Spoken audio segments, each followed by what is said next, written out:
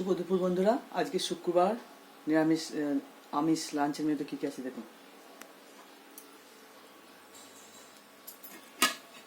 গরম ভাত, ভাতের ভেতরে আলু সেদ্ধ আছে, এত গরম দেখাতে পাচ্ছি না।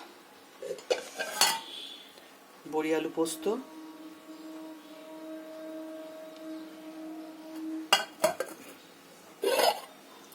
ডাঁটা আলু বড়ির তরকারি,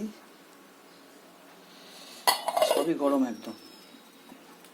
এটা কাঁচা পোস্ত বেটেছি, পেঁয়াজ, কাঁচা তেল, নুন দিয়ে খাওয়া হবে এটা।